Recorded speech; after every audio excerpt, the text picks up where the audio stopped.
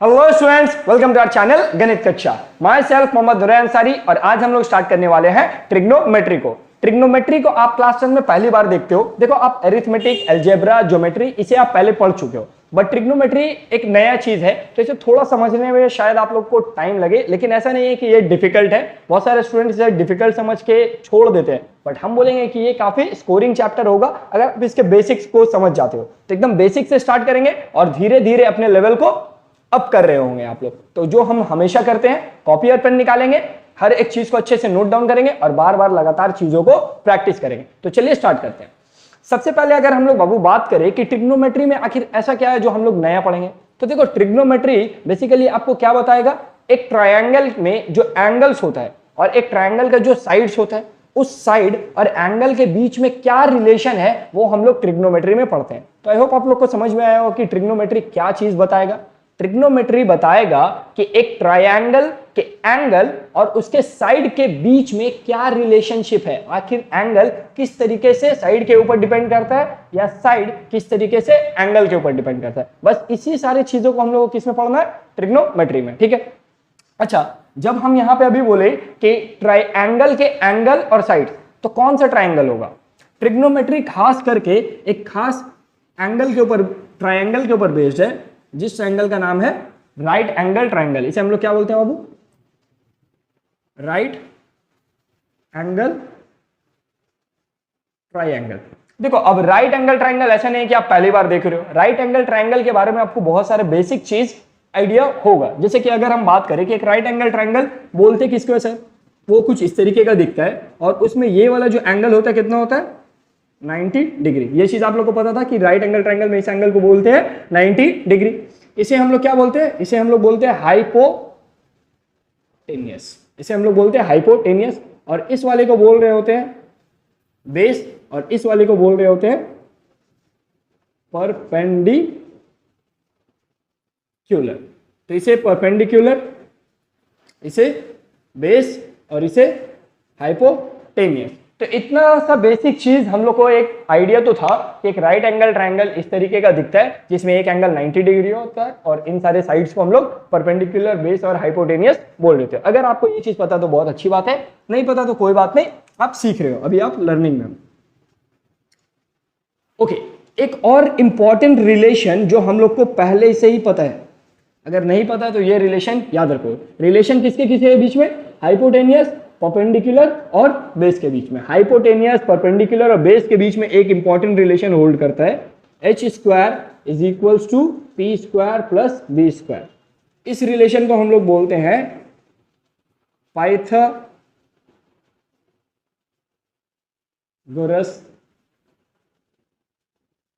Triplet. क्या बोलते हैं, पाइथागोरस ट्रिपलेट। ये पाइथागोरस थ्योरम से ही हम लोग को मिलता है कि हाइपोटेनियस का जो स्क्वायर होता है वो परपेंडिकुलर के स्क्वायर और बेस के स्क्वायर के सम के बराबर होता है। यानी अगर हम लोग यहाँ पे इस राइट एंगल ट्रायंगल को अगर कंसीडर कर रहे हैं और बोले कि इस राइट एंगल ट्रायंगल का ये वाला साइड 4 मीटर है, ये वाला साइड 3 मीटर है, और ये हमको अगर नहीं भी पता है तो क्या हम ये साइड निकाल सकते हैं, ऑफकोर्स हम लोग निकाल सकते हैं। हम लोग क्या बोलेंगे, h square is P square plus B square. क्योंकि ये राइट एंगल ट्रायंगल है तभी ये चीज ट्रू होगा, अदरवाइज ये चीज ट्रू नहीं हो सकता। ये सिर्फ और सिर्फ राइट एंगल ट्रायंगल के लिए वैलिड है। आपको ये चीज आइडिया आई होप होगा ही। h square is equal to p का वैल्यू कितना है, 3 का स्क्वायर, b का वैल्यू है बाबू 4 का स्क्वायर। अगर आप इसे कैलकुलेट करते हो तो कितना आएगा, 9 प्लस 16। एंड बच्चों को पता है कि 9 और 16 कितना होता है, 25। एटलीस्ट आप लोग को तो पता ही होगा। और 25 किसके स्क्वायर रूट होता है बाबू, 25 5 का। तो यानी हम लोग को पता चल गया कि ये साइड जो क्वेश्चन मार्क था अब तक, ये कितना होगा, 5 मीटर होगा। तो देखो, ये रिलेशन और इतना बेसिक आइडिया आपको ट्रिग्नोमेट्री के स्टार्टिंग में होना चाहिए। ये इतना आइडिया हम एटलीस्ट बोलेंगे आपको ट्रिग्नोमेट्री में होना चाहिए और आपको डेफिनेटली होगा भी। इसके बाद हम लोग क्या करेंगे, देखो, अब यहां से हम एक ट्रिग्नोमेट्री का गेम शुरू करेंगे। ट्रिग्नोमेट्री में मेरे पास क्या है, एक राइट एंगल ट्रायंगल है। इस राइट एंगल ट्रायंगल का इसको क्या बोल रहे हैं, परपेंडिकुलर, इसे बेस, और इसको हम लोग क्या बोल रहे हैं, हाइपोटेनियस। अब अगर हमको रेशियोज बनाना है, ठीक है, हमको क्या करना है, इन सब के बीच में रेशियोज बनाना है। जो हम सबसे पहला देखो, यहाँ पे अगर हम और भी चीज को थोड़ा सा हम बताए कि इसको हम लोग क्या बोल रहे थे 90 डिग्री। बचा हुआ इन दोनों एंगल्स को हम लोग क्या बोलेंगे, इन दोनों एंगल्स को एक नया सिंबल इस्तेमाल करेंगे, देखो ऐसे जोर गोल बना के बीच में कट करेंगे और इस एंगल को बोला जाता है थीटा। क्या बोला जाता है, थीटा। ठीक है, तो ये हम लोग का लिए थीटा होगा पूरे ट्रिग्नोमेट्री में। जहां पे भी हम लोग को क्या लिखना होगा, एंगल, वहां पे हम लोग क्या इस्तेमाल करेंगे, थीटा को इस्तेमाल करेंगे। ठीक है, ये हम लोग के पास मिल गया। अब अगर हम आप लोगों से एक चीज पूछते हैं कि मेरे पास एक राइट एंगल ट्राइंगल के पास 3 साइड्स है, परपेंडिकुलर, बेस और हाइपोटेनियस, हमको क्या करना है, हमको इन तीनों में से किसी दो को सेलेक्ट करना है। एक बार में किसी दो को सेलेक्ट कर सकते। सपोज यहां पे देखो हाइपोटेनियस है, परपेंडिकुलर है, बेस है, इन तीनों को हम लोग एक बार में सेलेक्ट नहीं कर सकते, किन्हीं दो को चुनना होगा। तो हम मान लो कि हाइपोटेनियस को लिए और परपेंडिकुलर को लिए, तो मेरे पास क्या क्या आया, परपेंडिकुलर और हाइपोटेनियस। तो हम लोग इससे क्या करते हैं, एक रेशियो बनाते हैं, जो रेशियो क्या कहलाएगा, यहां पे लिख लेते हैं P/H। समझ में आया हम क्या बोल रहे हैं, मेरे पास हाइपोटेनियस, परपेंडिकुलर और बेस था, इन तीनों में से हमको कोई दो को सेलेक्ट करना था। हम किसको किसको सेलेक्ट किए, परपेंडिकुलर को और हाइपोटेनियस को, और उनका एक रिजल्ट हम क्या बनाए, P/H। अच्छा, यहां पे एक उल्टा हो सकता है कि नहीं, हम परपेंडिकुलर और हाइपोटेनियस को सेलेक्ट किए और हम ऐसा क्रॉस भी कर सकते थे। P/H बोलने की जगह हम इसको उल्टा बोल सकते थे, H/ ये बोल सकते थे। P/H को H/P भी बोल सकते थे। देखो दोनों अलग चीज है, इस चीज को समझो। अगर आपको समझ में आ रहा है बहुत अच्छा बात है, अगर नहीं समझ में आ रहा है तो इसको देखो, 2/3 और 3/2 दोनों अलग चीज है या नहीं, इतना बताओ। 2/3 एक अलग फ्रैक्शन है, 3/2 एक अलग फ्रैक्शन है। तो ऐसा नहीं है कि ये और ये सेम हो गया। आप ऐसा बोल सकते हो कि हम सेम नंबर्स को सेलेक्ट किए, बट उनका जो ऑर्डर है ऊपर नीचे करने से वैल्यूज बदलता है। तो ये रेशियो अलग है और ये रेशियो इसी से बना है, उसको उलट कर, बट ये एक अलग रेशियो है। तो ये एक अलग है और एक अलग है। अच्छा, अब कोई और दूसरा पॉसिबिलिटी बताओ। P, H और B था मेरे पास, उसमें से P और H को हम सेलेक्ट किए और एक पॉसिबिलिटीज तो बना दिए, दो पॉसिबिलिटीज बनाए एक्चुअली। अब हमको कुछ और बनाना है, तो अब हम क्या करेंगे, हम B और H को भी सेलेक्ट कर सकते थे। हम बोलते B/H या फिर बोलते H/B। समझ में आ रहा है। और एक और कॉम्बिनेशन है, P और B को सिलेक्ट कर सकते थे। H को इस बार छोड़ देंगे और हम सेलेक्ट करेंगे P/B और B/T। इसके अलावा अगर आपके पास कोई और ऑप्शन है तो यार तुम्हारे लिए एक ऑफर है। आप वो ऑप्शन बताओ कि इन 6 ऑप्शंस के अलावा आपके पास अगर कोई और तरीका है सेलेक्ट करने का, तो आप बताओ। आप जो बोलोगे मैं वो चीज करने के लिए तैयार हूं। ठीक है, तो ये चीज और पॉसिबल ही नहीं है। P/H, H/P, B/H, H/B, P/B, B/P, ये 6 हम लोग के पास रिलेशन है।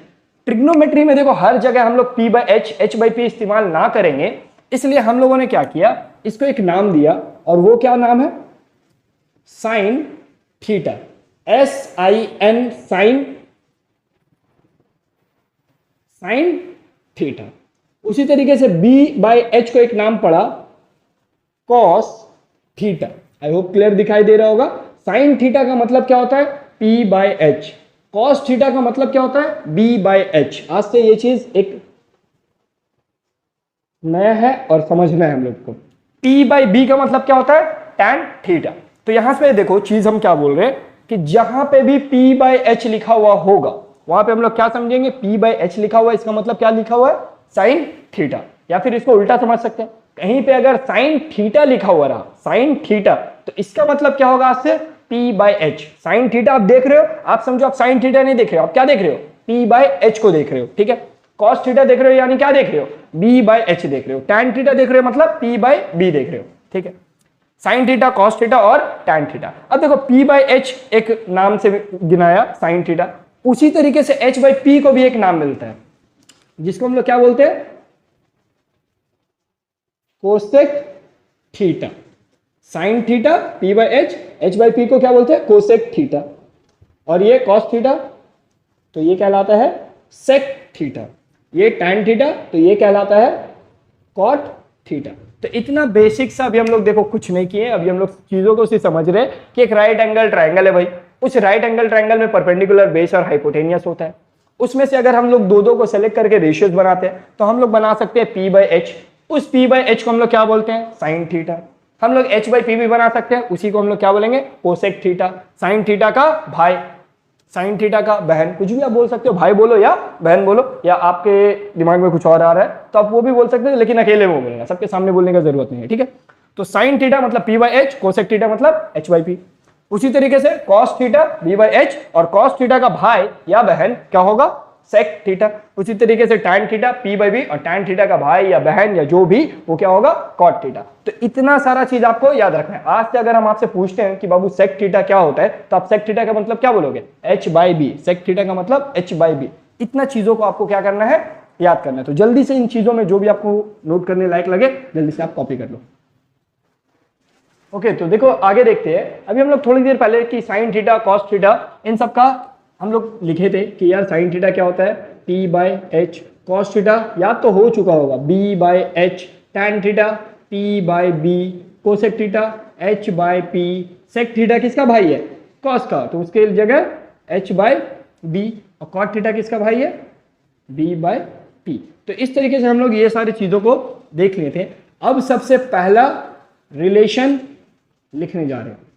देखो ट्रिग्नोमेट्री में अगर आप भाई और बहन को मल्टीप्लाई कर देते हो तो आंसर आपका कितना आता है, 1 आता है। यानी हम क्या बोलना चाह रहे हैं, ये पहला रिलेशन हम लिखने वाले हैं, ये बहुत जगह यूज होगा बाबू, ये आसानी से आप समझ भी पाओगे।